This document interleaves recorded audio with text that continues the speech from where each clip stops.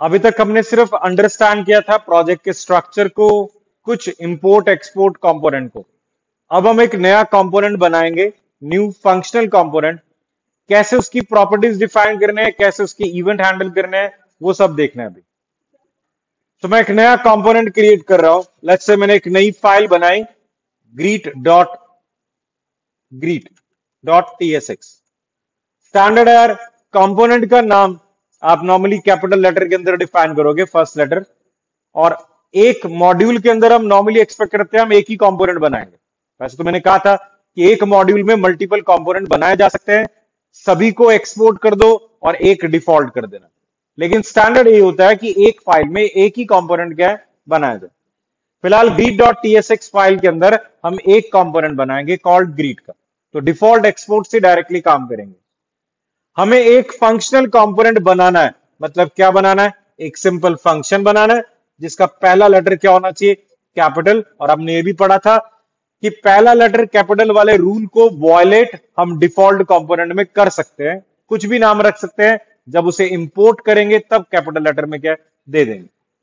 अलग बात है, हम स्टैंडर्ड को फॉलो करेंगे। तो हमने एक सिंपल greet नाम से कंपोनेंट बनाया जो रिटर्न JSX करेगा। JSX का मतलब एक HTML रिटर्न करेगा। HTML following the standards of what, XML। तो हर टैग स्टार्ट होगा, क्लोज होगा, वो सारे स्टैंडर्ड फॉलो करेंगे। तो वेलकम टू ग्रीटिंग कंपोनेंट है, greet कंपोनेंट। ये कंपोनेंट हमने इस फाइल, इस मॉड्यूल के अंदर बनाया और मॉड्यूल के बाहर यूज करने के लिए हम इसे एक्सपोर्ट करेंगे। दो का तरीके हैं, export default. So export default और क्या लिख दिया, greet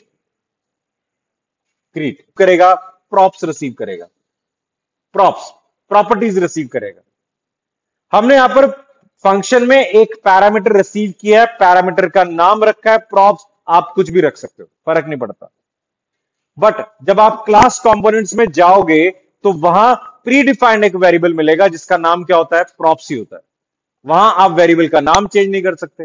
यहां तो आप एक फंक्शन बना रहे हो जिसमें एक वैल्यू रिसीव करोगे, पैरामीटर का नाम आप जो मर्जी रखो, आपके ऊपर है। लेकिन क्लास कंपोनेंट्स में जब काम करेंगे तो यही सारी प्रॉपर्टीज आपको एक pre defined variable called props के अंदर ही मिलेंगी। इसीलिए हमने कहा एज पर द स्टैंडर्ड हमने भी अपने वेरिएबल का नाम क्या रखा, प्रॉप्स ही रखा। रखने को कुछ भी रख सकते हैं, बट जब क्लास कंपोनेंट में आओगे तो वहां नाम क्या है, फिक्स द डिफाइन, प्रॉप्स ही होगा। यहां कुछ भी रख सकते हैं। अब प्रॉप्स तो मैंने यहां पर डिफाइन कर दिया। पहली जो एरर दे रहा है वो यही एरर है कि आपने प्रॉप्स बनाया है बट प्रॉप्स का यूज नहीं किया अपने फंक्शन के अंदर। और फिर दूसरी एरर आएगी कि भी टाइप स्क्रिप्ट का यूज कर रहे हो, प्रॉप्स का डेटा टाइप तो बता दो कि क्या रिसीव करेगा। फिलहाल अगर देखोगे तो दोनों में एरर आ रही है। दोनों का मतलब है मेरी TSX फाइल में भी वो कह रहा है कि वैल्यू में एरर अब आनी बंद होगी क्योंकि आपने पैरामीटर में रिसीव कर लिया। फिलहाल वो कह रहा है प्रॉप्स भी दो एरर है। एरर देखो दोनों क्या आ रही है, प्रॉप्स इज डिक्लेयर्ड बट आपने उसका यूज नहीं किया। और दूसरा, प्रॉप्स का इंप्लिसिटली टाइप क्या आ रहा है, एनी आ रहा है। एनी में तो सब कुछ रिसीव हो सकता है, लेकिन वो पॉसिबल तब होगा जब TS कॉन्फिग फाइल में हमने अलाउ एनी ट्रू कर रखा होगा। बट फिलहाल तो हमने कहा कि हम टाइप स्क्रिप्ट को प्रॉपरली डिफाइन करने जाए तो हम कहेंगे कि इस greet का हम एक टाइप बनाएंगे। क्या रिसीव करेगा, एक की रिसीव करेगा वैल्यू टाइप की। तो हम एक डेटा टाइप या तो इंप्लिसिट इनलाइन डिक्लेरेशन देंगे कि प्रॉप्स क्या रिसीव करेगा, एक वैल्यू रिसीव करेगा ऑफ टाइप व्हाट। ये आ रहा है ना पीछे से, क्या फिलहाल तो एट्रीब्यूट्स में आप क्या भेज रहे हो, वैल्यू भेज रहे हो। तो हमने कहा प्रॉप्स एक वेरिएबल है जो बेसिकली क्या रिसीव करेगा, वैल्यू टाइप, वैल्यू एक की रिसीव करेगा ऑफ टाइप स्ट्रिंग, और आप भेज भी रहे हो। अब मैं यहां पर वेलकम टू greet कंपोनेंट करने की बजाय क्या यूज करूंगा, welcome to, I will say props dot क्या है, प्रॉप्स डॉट क्या दे दी, वैल्यू दे दी। अब आउटपुट चेक करो आप, क्या आ रहा है, welcome to code question and welcome to what, Chitkara. Now I can say this is a reusable component. इसका काम मैसेज डिस्प्ले करने का है, बट क्या डिस्प्ले करना है मैं बता सकता हूं। इसको मैं वैल्यू एट्रीब्यूट के थ्रू पास करूंगा, जो मैं पास करूंगा वही वो भेजेगा।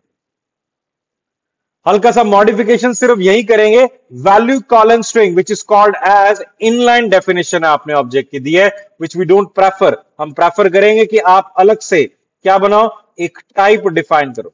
Let's say called greet props है, आप एक टाइप अलग से डिफाइन करो, वहां दो वैल्यू का टाइप स्ट्रिंग होगा। अब प्रॉप टाइप, प्रॉप्स का टाइप क्या रखोगे?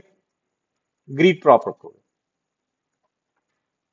टी मिस हो गया, नाम सेम हो जाए तो बेटर होता है।